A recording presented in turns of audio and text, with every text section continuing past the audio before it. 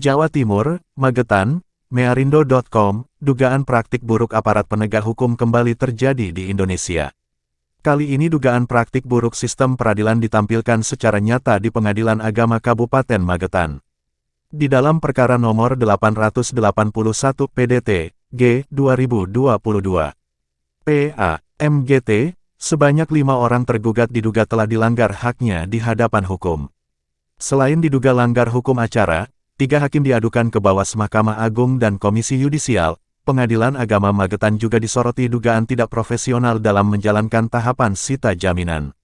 Hal ini sebagaimana disampaikan oleh para pengacara kantor hukum JAT dan Partners Surabaya kepada awak media pada agenda peletakan putusan sita jaminan yang dilakukan oleh Panitera Pengadilan Agama Kabupaten Magetan pada Rabu, tanggal 5 Oktober tahun 2022 bertempat di tanah yang menjadi objek gugatan, yakni di Desa Kerik, Kecamatan Takran Kabupaten Magetan, Provinsi Jawa Timur.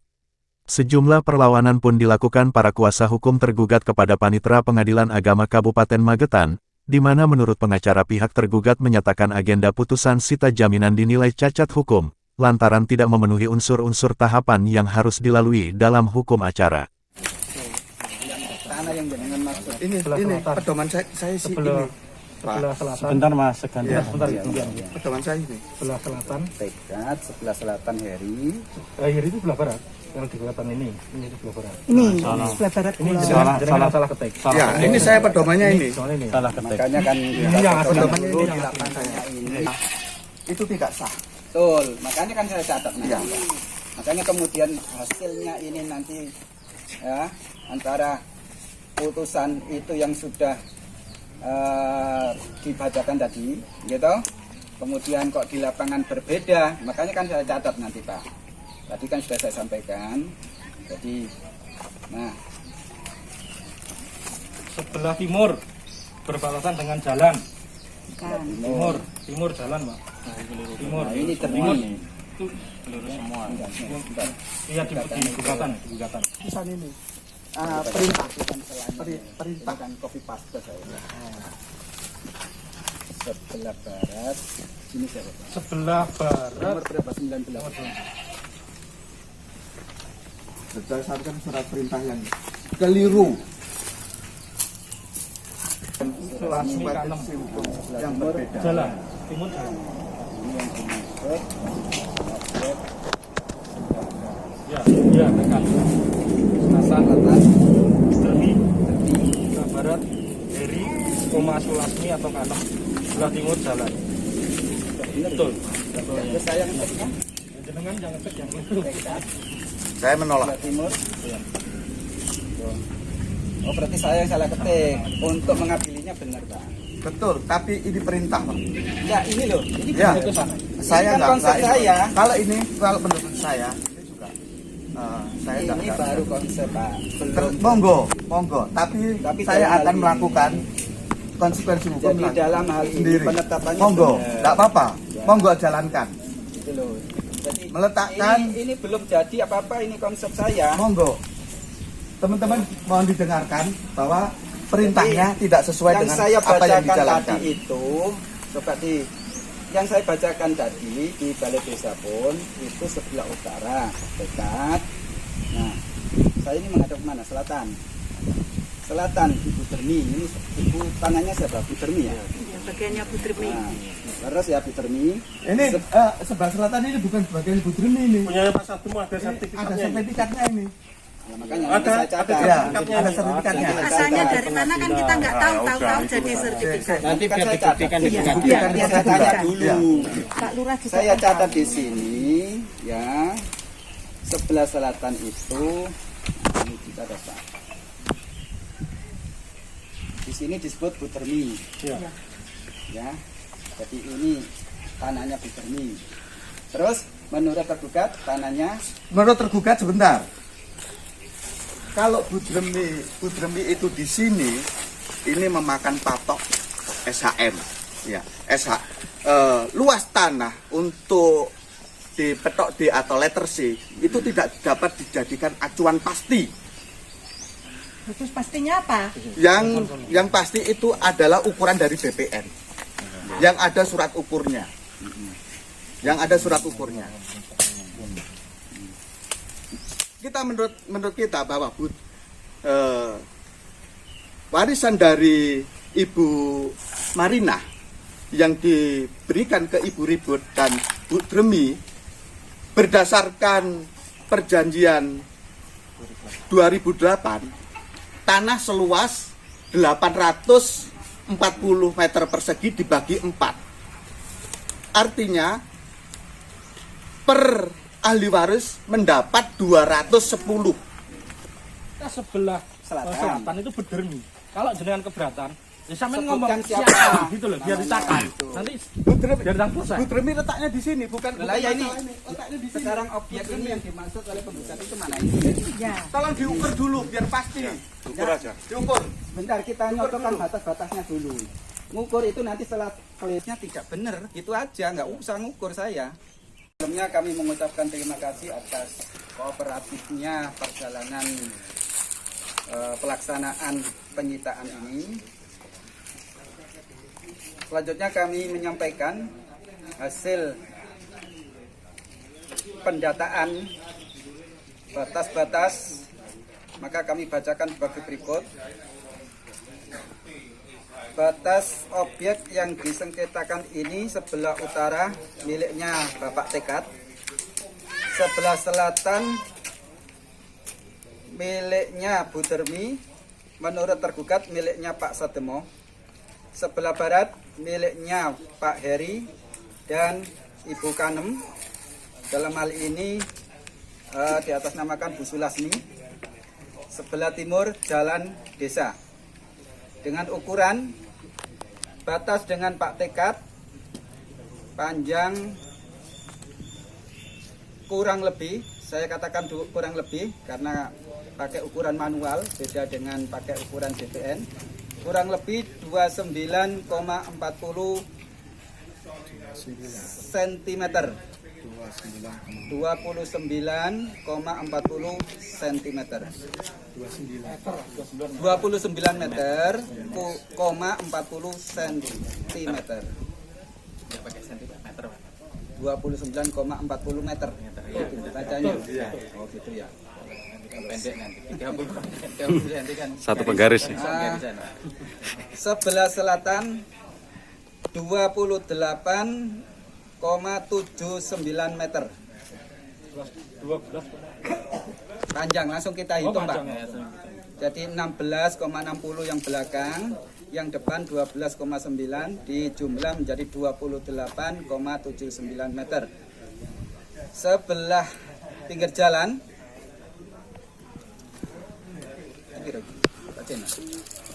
jalan raya 13,50 meter. Sebelah belakang sebelah 11,80 meter. Maka dengan demikian saya catat objek ini dengan beberapa catatan tadi. Oleh karena itu dengan ini saya nyatakan saya letakkan sitah. Selanjutnya untuk penandatanganan dan lain sebagainya nanti kita setelah kita sempurnakan, dan mungkin nanti ada catatan-catatan yang lain yang masih bisa kita sempurnakan. Oleh karena itu kami nyatakan selesai penyitaan di Desa Kerik, Kecamatan Takeran, Kabupaten Magetan ini dalam kondisi baik-baik saja. Terima kasih. Wassalamualaikum warahmatullahi wabarakatuh. Mitra Jurusita, mohon maaf yang sebesar-besarnya. Akhirul kalam, wassalamualaikum warahmatullahi wabarakatuh. Gimana kita butuh bersama? Mohon izin Pak, nama lengkap dari pengadilan dan timnya. Nggih, mohon. Ya, nama lengkap saya Panitra Dr. Andes Madbusiril MH sebagai Panitra Jurusita, dibantu oleh saksi Muhammad Mukhlis Nur Hadi dan saksi satunya Bapak Muhammad Zainal Sarjana Hukum. Oke, siap. Dan pelaksanaan hari ini dihadiri pihak penggugat dan didampingi kuasa hukumnya, demikian juga pihak para tergugat didampingi kuasa hukumnya. Adalah kita dipertontonkan oleh praktek buruk sistem peradilan kita, di mana agenda hari ini adalah lanjutan dari putusan sela sebelumnya, yaitu peletakan sita jaminan di dalam objek sengketa. Seperti yang kita lihat bersama tadi, bahwa itu bukan peletakan sita jaminan, bukan hanya sekedar peletakan sita jaminan, tapi juga pengecekan objek sengketa yang seharusnya dilakukan melalui proses persidangan setempat atau PS, ya, pemeriksaan setempat atau PS. Tapi ini tadi dilakukan oleh panitera, ya, pengecekan objek, pengukuran objeknya, dan dilakukan sebelum dibacakan peletakan sita jaminan itu. Makanya sejak awal tadi kami protes, ini apa agenda hari ini? Apakah hari ini hanya peletakan sita jaminan atau sekaligus pengecekan objek? Karena pengecekan objek secara hukum acara itu harusnya dilakukan oleh majelis hakim, dan itu dilakukan melalui proses pemeriksaan setempat, bukan dengan agenda peletakan sita. Peletakan sita itu hanya membacakan saja putusan sita jaminan itu. Tidak ada proses pengecekan dan lain sebagainya. Ini yang nanti akan kita ajukan protes, dan kita akan laporkan lagi bahwa ini adalah praktek buruk di dalam penegakan hukum di Indonesia. Fisik terhadap objek sengketa. Ya, menurut jenengan sebagai pengacara ini seharusnya seperti apa sih proses itu? Ya, sederhananya begini, sebelum sita dijatuhkan, sita jaminan itu dijatuhkan, pengadilan atau majelis hakim itu harus tahu dulu luasnya berapa. Karena ini kan kasus tanah, ya, objek sengketanya tanah. Luasnya berapa, batas-batasnya seperti apa. Baru kemudian dituangkan dalam putusan sita jaminan, gitu ya, yang kemudian dibacakan oleh jurusita. Ini tadi kita tahu bersama bahwa mereka baru mengukur sehari ini, baru mengukur objeknya hari ini, baru menentukan batas-batasnya hari ini, dan sekaligus langsung menjatuhkan sitanya. Nah, gimana bisa menjatuhkan sita kalau objeknya nggak tahu? Gitu. Nanti jangan-jangan tanah tetangga yang disita, ya, tanah orang lain yang disita. Nah, ini yang mau kita uji nanti dalam laporan kita kepada Bawas, dalam laporan kita kepada Komisi Yudisial, benar nggak tanah yang disita ini, tanah yang disengketakan. Kalau memang itu bukan tanah yang disengketakan atau tiba-tiba tanah orang lain yang disengketakan, kita akan lapor polisi sebagai penyerobotan tanah. Itu putusan pengadilan ini telah menyerobot tanah orang lain. Itu kenapa prosedur PS, pemeriksaan setempat, harus dilakukan dulu sebelum sita itu dijatuhkan, supaya tidak salah dalam menentukan objek mana yang disita. Karena tanah itu berkaitan dengan hak kepemilikan orang lain juga di sana, berbatasan dengan hak kepemilikan orang lain juga.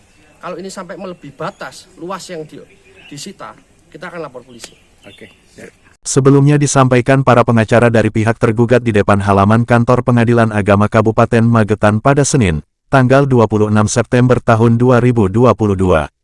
Bahwasanya perkara ini sesungguhnya hanyalah perkara sengketa waris biasa, di mana terdapat 3 orang yang merasa dirinya ahli waris mengajukan gugatan sengketa waris pada tanggal 1 September tahun 2022 di Pengadilan Agama Kabupaten Magetan. Yang digugat adalah 5 orang ahli waris lainnya sebagai para tergugat, yang kemudian menunjuk para pengacara di kantor hukum JAT dan Partners Surabaya sebagai kuasa hukumnya. Objek sengketanya adalah sebidang tanah seluas 210 meter persegi di Desa Kerik, Kecamatan Takran, Kabupaten Magetan. Awalnya kasus ini berjalan dengan wajar, para tergugat menerima relaas panggilan sidang pertama dari Pengadilan Agama Kabupaten Magetan pada tanggal 6 September tahun 2022, untuk dapat hadir pada sidang pertama di tanggal 12 September tahun 2022. Namun, oleh karena para tergugat saat itu merasa perlu berkonsultasi dan menunjuk kuasa hukum, maka para tergugat belum dapat menghadiri sidang pertama tanggal 12 September tahun 2022. Ironisnya, dugaan pelanggaran hukum acara kemudian ditampilkan secara nyata oleh ketiga majelis hakim yang memeriksa perkara ini.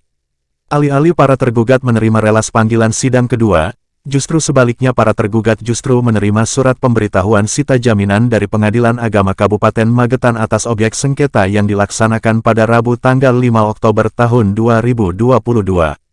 Surat pemberitahuan sita jaminan ini didasari oleh putusan sela nomor 881 PDT, G, 2022 PA. MGT, yang dijatuhkan pada tanggal 12 September tahun 2022, tepat di sidang pertama perkara ini digelar. Atok Rahmat Windarto, SH, MH, selaku kuasa hukum para tergugat mempertanyakan peletakan sita jaminan dan putusan sela yang dijatuhkan pada sidang pertama tersebut. Menurutnya, putusan sela dan peletakan sita itu diduga telah melanggar hukum acara peradilan agama, karena diputuskan pada sidang pertama, dan telah melanggar hak-hak tergugat untuk memberikan jawaban dan eksepsi. Selain itu, atas dugaan pelanggaran hukum acara tersebut, Atok Rahmat Windarto, SH, MH, mengatakan bahwa pihaknya tidak akan tinggal diam dan telah mengadukan ketiga hakim yang memeriksa perkara ini ke Badan Pengawasan Mahkamah Agung dan Komisi Yudisial. Kami minta ketiga hakim tersebut disidang etik, dan diberi sanksi administratif maupun sanksi etik seberat-beratnya atas dugaan pelanggaran hukum acara yang telah merugikan hak-hak para tergugat. Mas Heri Susanto. Oke, Mas Heri Susanto. Alamannya Desa Kerek, Kecamatan Takran, Kabupaten Magetan. Terus Untuk mengambil putusan sela yang menurut kami pihak tergugat ini kok aneh. Ada putusan sela itu padahal kan kami pihak tergugat itu baru menerima surat panggilan pertama. Tapi pada tanggal itu juga ada putusan. Kan kejanggalnya di situ. Kasus ini sebenarnya sudah kasus lama kan. Kemarin kan pihak penggugat itu juga mengajukan ke PN. Nah, dalam persidangan di PN itu semua tuntutan pihak penggugat itu dibatalkan semua. Terus mereka kan kalah, masuk lagi ke PA ini. Di PA ini juga mereka merasa nggak mampu membuktikan, itu dicabut akhirnya. Nah, terus ini sudah ketiga kali ini. Tahu-tahu saya sama adik-adik saya itu ada surat panggilan untuk tanggal 12. Berhubung ada yang jauh di sana kan belum sempat datang, menunggu untuk koordinasi sama keluarga adik-adik saya.